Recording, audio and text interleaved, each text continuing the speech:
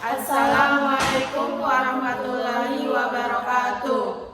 Kami akan mempresentasikan hasil diskusi kami dengan saya sendiri, Nazza Faradila Susmita. Saya Nur Afifah Ali Yahya. Saya Vita Marcelia Salsabila. Saya Christine Natalis Wogai Mayor.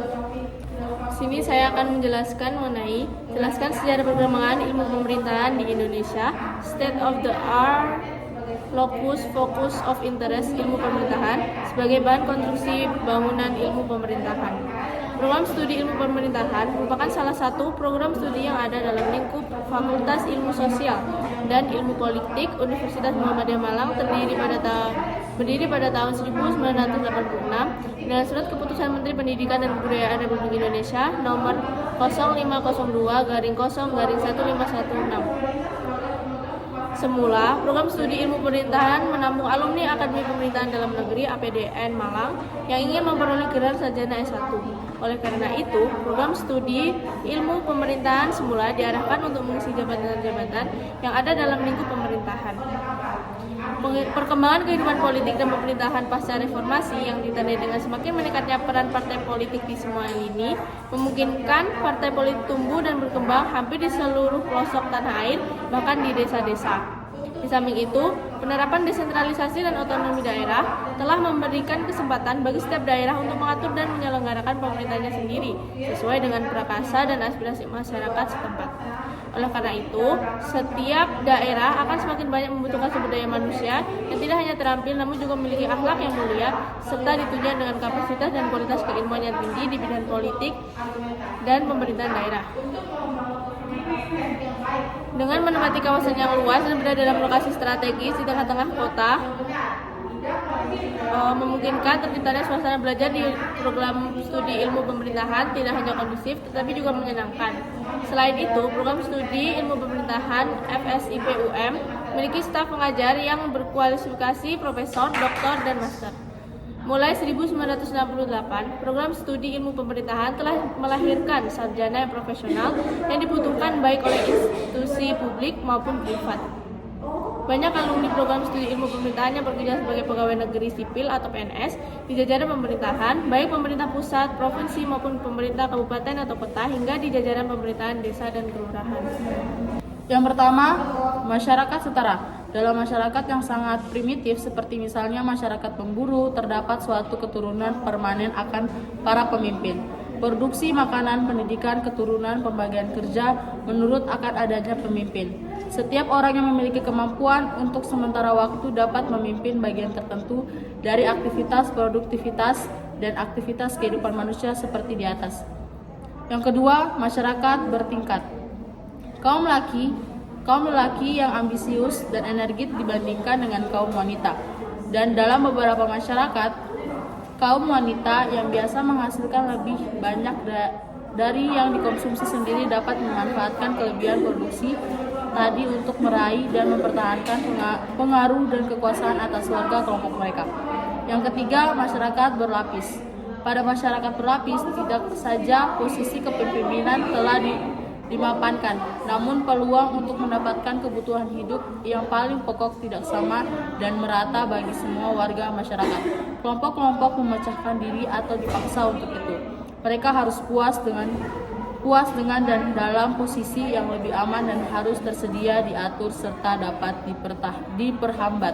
Saya akan menjelaskan nomor 2, yaitu jelasan maksud dari ilmu pemerintahan berkarakter Indonesia dan mengapa ilmu pemerintahan di Indonesia lama berkembang termasuk di IPDN. Persoalan internal yang terjadi di antara ilmuwan pemerintahan adalah belum sepakatnya posisi ilmu pemerintahan itu sendiri. Konteks ini berkaitan dengan objek materi dan objek formal yang kemudian berkembang pada penerimaan terhadap kemandirian ilmu pemerintahan. Ada yang masih menyatakan ilmu pemerintahan tersebut sebagai bagian dari bidang kajian ilmu politik, ada yang menyatakan bagian dari ilmu administrasi negara, kemudian ada yang menyatakan bahwa ilmu pemerintahan tersebut telah menjadi ilmu yang mandiri karena telah memenuhi syarat ontologi, epistemologis, dan aksiologis. Perdebatan ini terus berlangsung pada 3 domain ini, bahkan lebih mengerucut lagi ilmuwan yang sepakat dengan ilmu pemerintahan sebagai ilmu yang mandiri pun masih bertarung gagas mengenai 3 aspek, yaitu ontologis, epistemologis, dan aksiologis.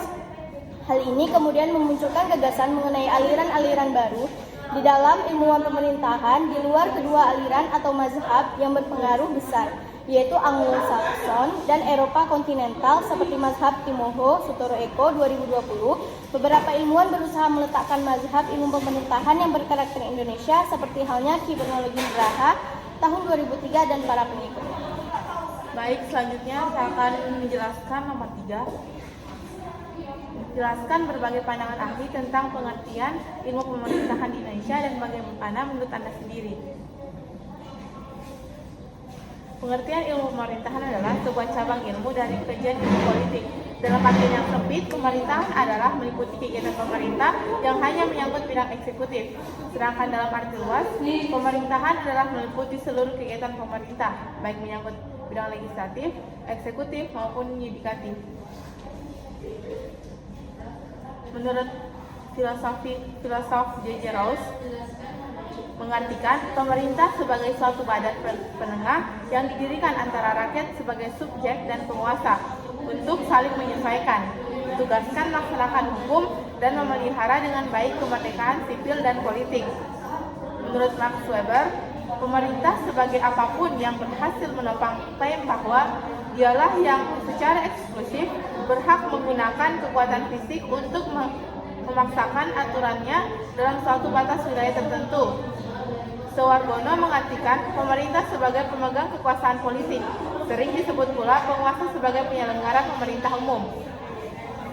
Menurut Ramlan Surbakti, menjelaskan bahwa pemerintah secara etimologis berasal dari kata Yunani kubernan atau nahkoda kapal, artinya menatap ke depan, menentukan berbagai kebijakan yang diselenggarakan untuk mencapai tujuan masyarakat negara, memperkirakan arah perkembangan masyarakat negara pada masa yang akan datang dan mempersiapkan langkah-langkah untuk menyongsongkan perkembangan masyarakat serta mengelola dan mengarahkan masyarakat ke tujuan yang ditetapkan. Oleh karena itu, kegiatan pemerintah lebih menyangkut perbuatan pelaksanaan keputusan politik dalam rangka mencapai tujuan masyarakat negara. Sedangkan menurut saya sendiri, ilmu pemerintahan adalah bagaimana cara kita mengolah serta merancang sebuah argumentasi pemerintah untuk membangun government of state yang baik, serta didasari dengan teori-teori serta manfaat dan tujuan yang benar, tidak melenceng dalam akidah Pancasila, yang mana yang terpenting itu adalah kesejahteraan bersama, rakyat pemimpin dan semuanya, menjalankan pemerintah yang baik serta membuat terobosan yang berguna untuk masa depan.